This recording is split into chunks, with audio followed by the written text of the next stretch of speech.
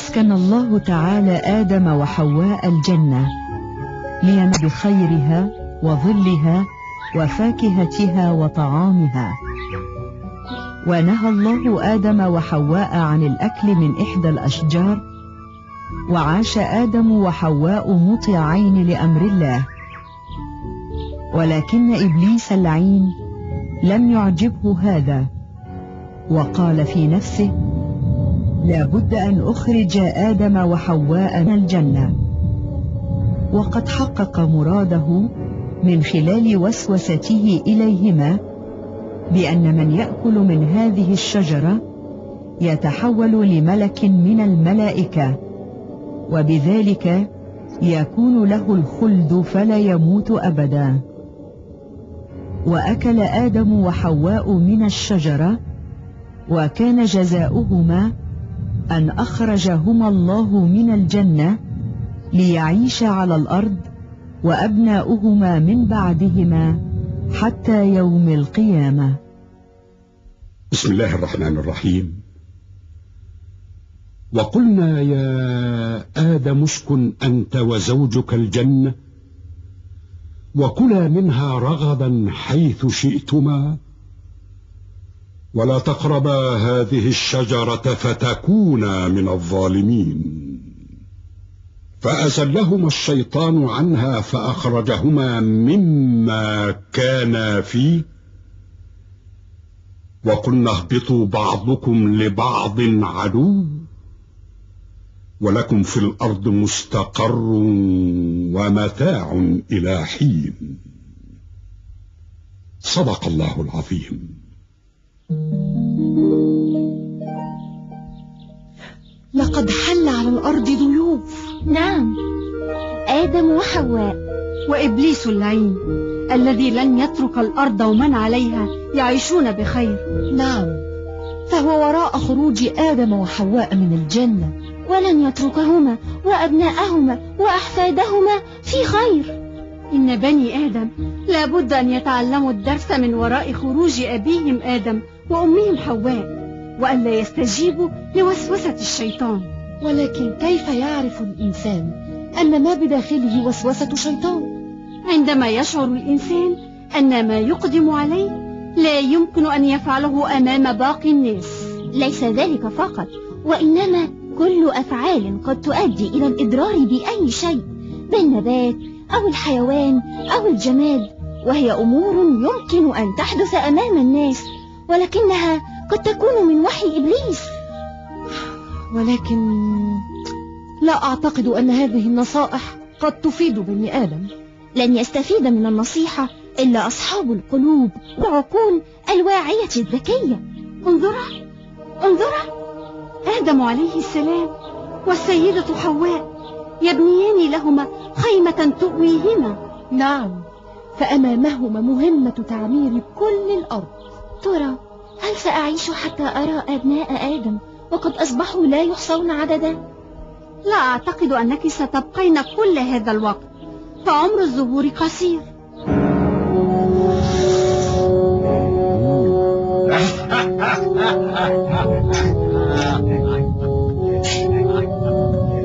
كم أنا فخور بانتصاري على آدم وحواء.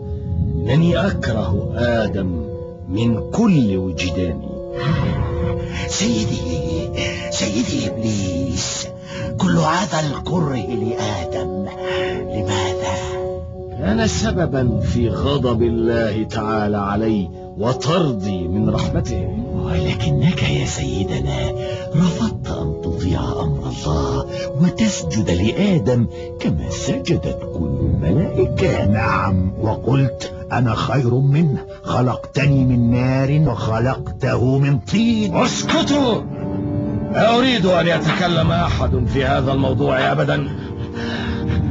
العفو والمعذرة يا سيدي إبليس، لم نقصد أن نعكر صفوك في هذه الليلة السعيدة.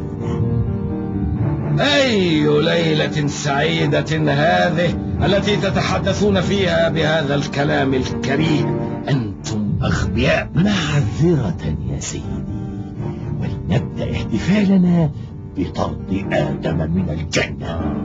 نعم، فلنحتفل، ولكنني أريدكم أقوياء في الشر لا في الخير. لابد أن نحتفل كل عام بمناسبة خروج آدم وحواء من الجنة.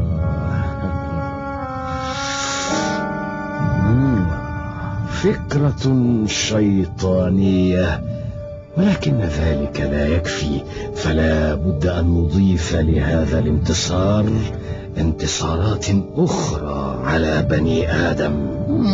نعم، لابد أن نخطط حتى يفسد آدم في الأرض. لا، لن نقدر على آدم، فهو كثير البكاء والاستغفار لله، وقد تاب الله عليه. أحسنت، فيجب أن نتوجه إلى أبناء آدم، فهم أسهل منه منالا. أيها الأغبياء، اتركوا لي آدم وحواء، وسوف ترون ما أنا فاعل بهما. السمع والطاعة يا سيدي، السمع والطاعة، فنحن نتعلم منك الشيطنة ولازلنا تلاميذك. نعم، أنا معلمكم، وستظلون تتعلمون مني مدى الحياة.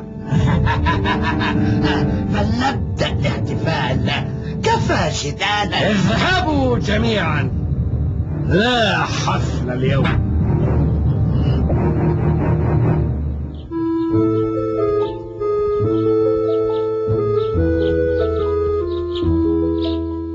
هل علمتما لقد وضعت حواء طفلين ذكرا وأنثى؟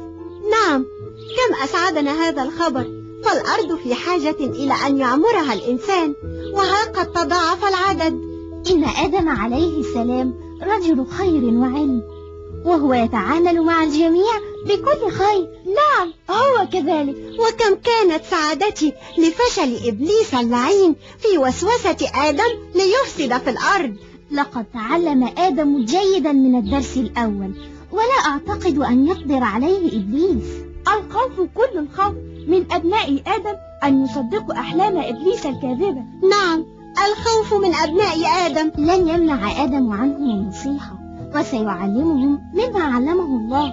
المهم أن تكون لديهم العزيمة على الاستفادة من النصيحة بالبعد عن وسوسة الشيطان.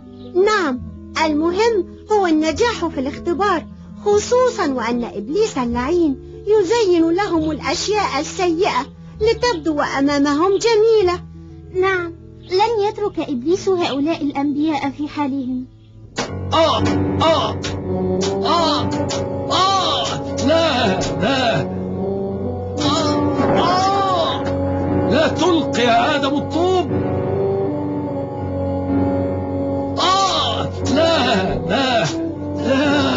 لا يا آدم، لن أتركك أبدا.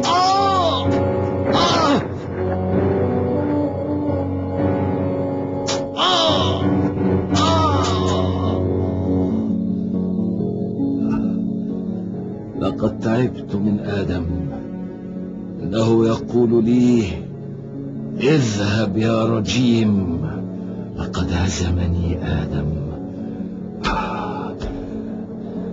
ولن أقدر عليه. اذهب يا رجيم، اذهب يا رجيم. سوف تعرف كل الكائنات في هذه الأرض قدري، ولن أترك آدم يفلت من يدي. حتى الطيور تهزأ بي وتكرهني وتحب آدم، لن أتركه في سلام.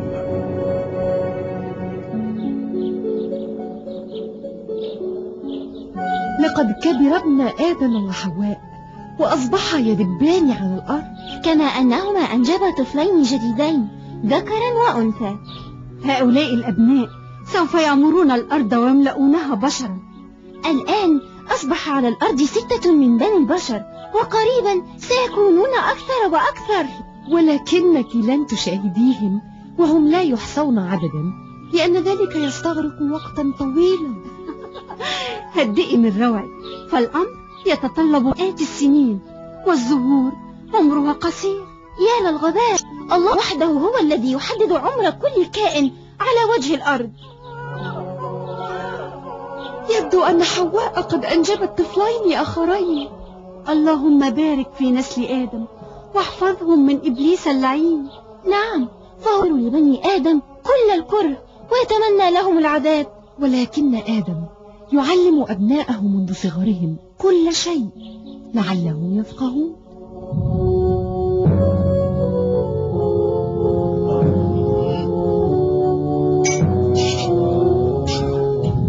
لقد مرت السنوات ونحن نقف عاجزين عن أن ننال من آدم وحواء، فهما يكثران من الصلاة والاستغفار لله تعالى.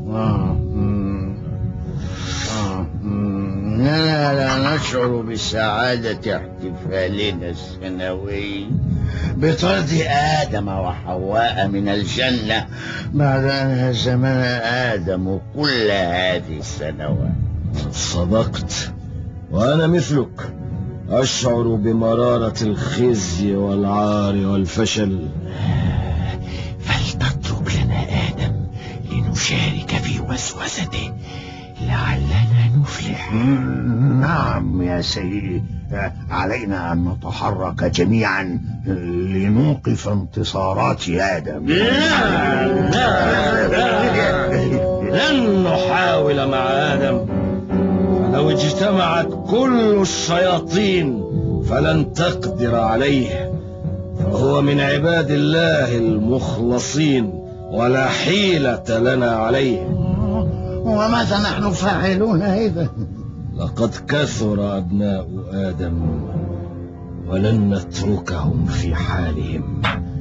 لابد أن يتقطع قلب آدم حزنا على ما يفعلون.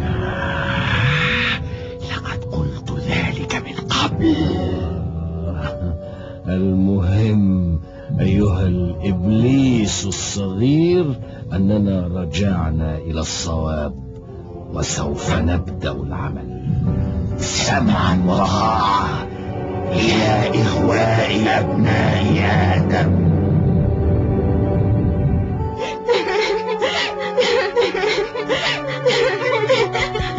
لقد قتل أحد أبناء آدم شقيقه. نعم، لقد دبت بينهما الخلافات وملأ الشيطان قلب القاتل. انظرا هناك، إنه عاجز عن دفن أخيه تحت الأرض.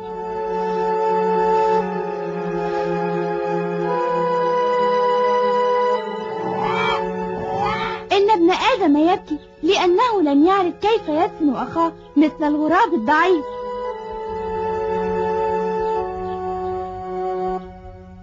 بسم الله الرحمن الرحيم. فطوعت له نفسه قتل أخيه فقتله فأصبح من الخاسرين. فبعث الله غرابا يبحث في الأرض ليريه كيف يواري سوءة أخيه. قال يا ويلتى أعجزت أن أكون مثل هذا الغراب فأواري سوءة أخي فأصبح من النادمين. صدق الله العظيم. إن آدم عليه السلام يصلي على ابنه وهو حزين، تنساب الدموع من عينيه. إنها فاجعة كبيرة وأول حادث قتل على وجه الأرض.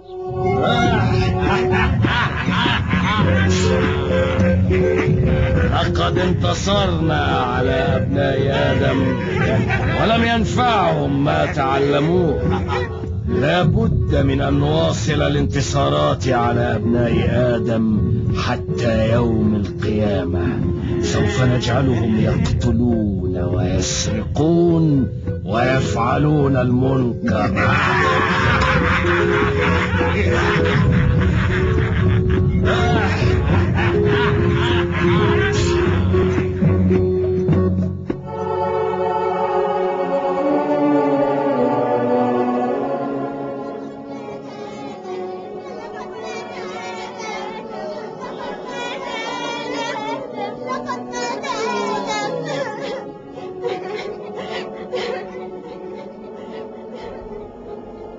لقد مات آدم عليه السلام بعد أن عمر الأرض ومهدها. لقد نصح أبنائه قبل موته بألا يتبعوا خطوات الشيطان. نعم، حذرهم من إبليس ومن أنفسهم وذكرهم بأن الله واحد.